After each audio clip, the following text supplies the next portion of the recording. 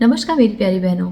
जब pregnancy test positive आता है तब हम खुश बहुत हो जाते हैं, पर इस प्रेगनेंसी टेस्ट पॉजिटिव आने के साथ ही हमारे मन से रिलेटेड, हमारी फैमिली से रिलेटेड कई ऐसे मन में सवाल उठते हैं कि हमें ये सब चीज़ें करना चाहिए कि नहीं।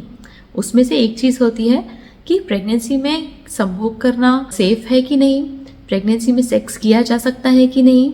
तो आज हम इस वीडियो में डिस्कस करेंगे कि क्या प्रेगनेंसी में सेक्स किया जा सकता है, क्या प्रेगनेंसी में सेक्स करना सेफ है।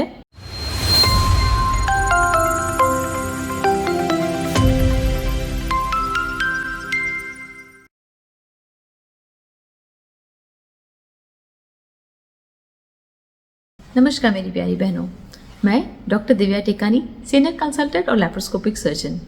आज इस वीडियो में हम बात करेंगे कि क्या प्रेगनेंसी में सेक्स करना सेफ है, क्या प्रेगनेंसी में संभोग करना बच्चे के लिए और मम्मी के लिए सेफ होता है। तो इसकी अगर हम बात करें तो हमें डिस्कस करना होगा तिमाही वाइज, पहले 3 महीने में, फिर उसकी सेकेंड तिमाही में और फिर तीसरी तिमाही में। अगर हम पहली तिमाही की बात करें तो पहली तिमाही में यूजुअली मदर की हेल्थ इतनी अच्छी नहीं होती है। यूजुअली मम्मी को भूख नहीं लगती है, उल्टी, एसिडिटी, ये सब तकलीफ़ें बहुत ज़्यादा होती हैं। तो एक तो सेक्स ड्राइव वैसे ही कम होती है, मदर की सेक्स करने की इच्छा ही नहीं होती है। दूसरी बात, अगर हम प्रेगनेंसी वाइज भी देखें तो फर्स्ट 3 महीनों में जो बेबी का डेवलपमेंट हुआ रहता है वो बहुत ही स्टेप वाइज बॉडी के ऑर्गन्स बनना और ये सब बहुत क्रिटिकल फेज में होता है। और जो प्लेसेंटा होती है, प्लेसेंटा भी पूरी तरह से बनी नहीं होती है। तो अगर हम सादी भाषा में कहें तो फर्स्ट 3 महीनों में प्रेगनेंसी जो होती है वो थोड़ी डेलिकेट होती है। तो अगर फर्स्ट 3 महीनों में मदर कंफर्टेबल नहीं है, उनकी इच्छा नहीं है, तो सेक्स ना किया जाए तो ही बेटर है। बात करते हैं अब सेकेंड ट्राइमेस्टर की। सेकेंड ट्राइमेस्टर या फिर दूसरी तिमाही। दूसरी तिमाही में यूजुअली जो होती है मदर की हेल्थ वो पहले से इम्प्रूव हो चुकी होती है। जो नॉजिया वोमिटिंग के सिम्टम्स होते थे वो नहीं होते हैं, एसिडिटी भी थोड़ी सेटल हो जाती है, मदर को भूख भी अच्छे से लगने लग जाती है।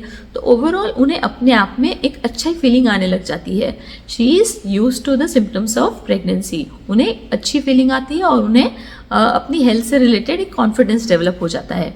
तो सेकेंड ट्राइमेस्टर या फिर दूसरी तिमाही में अगर दोनों की कंसेंट है, हस्बैंड वाइफ दोनों की ही इच्छा है और अगर मदर कंफर्टेबल है तो सेकेंड ट्राइमेस्टर में सेफली सेक्स या फिर फिजिकल रिलेशन रखा जा सकता है। फिजिकल रिलेशन रखते वक्त अगर आप इस चीज़ को मन में डाउट रखते हैं या फिर आपके मन में बहुत सारे सवाल आते हैं कि क्या इससे बेबी को नुकसान तो नहीं होगा, अगर हम इस बारे में डिटेल में देखें तो जो बेबी है वो अपने वाटर बैग के अंदर होता है।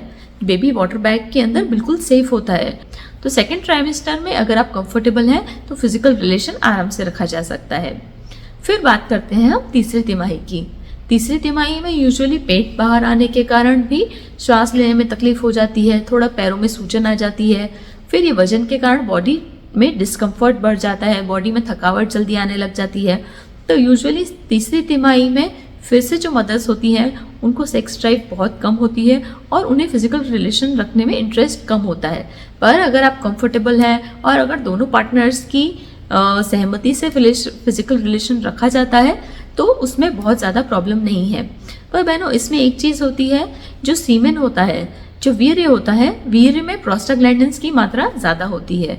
तो अगर आप फिजिकल रिलेशन रखते हैं तो वीर्य अंदर जाने से, प्रोस्टाग्लैंडिन अंदर जाने से बच्चेदानी में संकुचन या फिर जिसे हम जल्दी डिलीवरी होने का कहते हैं, प्रीटर्म लेबर, प्रीटर्म डिलीवरी होने का एक रिस्क रहता है।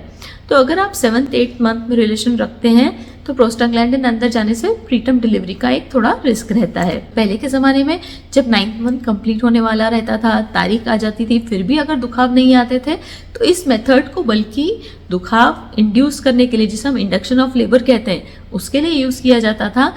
पेशेंट को समझाया जाता था कि आपकी तारीख आ गई है पर आपको अभी तक दुखाव नहीं आए हैं, तो आप घर जाइए, आप रिलेशन रखिए ताकि वो सीमन का जो प्रोस्टाग्लैंडिन है वो अंदर जाए और पेशेंट को नेचुरली लेबर पेन इंड्यूस हो या फिर लेबर पेन स्टार्ट हो।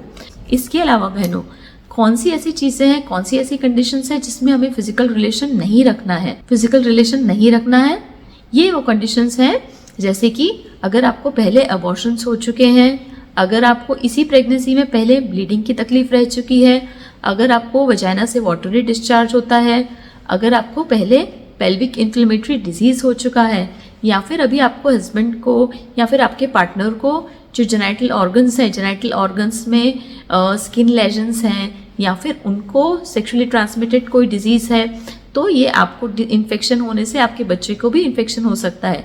तो ऐसी कंडीशन में रिलेशन ना रखें। इसके अलावा अगर आपको कोई मेडिकल कंडीशंस एसोसिएटेड हैं, जैसे प्रेगनेंसी का बीपी जिसे हम प्री एक्लेम्पसिया कहते हैं, या फिर जेस्टेशनल डायबिटीज़ आपकी अनकंट्रोल्ड है, या फिर आपको एक से ज़्यादा प्रेगनेंसी है जिसे हम ट्विन प्रेगनेंसी कहते हैं, या फिर ट्रिपलेट प्रेगनेंसी है, ऐसी कंडीशंस में, या फिर आपकी प्लेसेंटा नीचे की साइड है।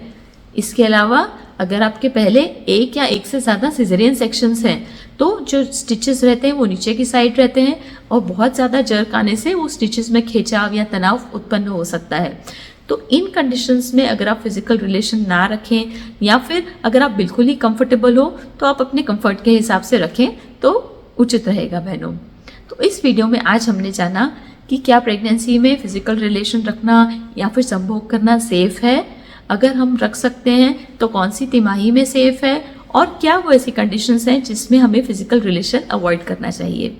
फिर भी इससे रिलेटेड अगर आपके कुछ सवाल हैं तो बहनों आप कमेंट बॉक्स में कमेंट में लिख सकते हैं। उम्मीद है आपको आज का वीडियो यूजफुल लगा होगा और आप इसी तरह मेरे चैनल को अपने प्यार से लाइक और सब्सक्राइब कर आगे बढ़ाते रहेंगे। थैंक यू, धन्यवाद।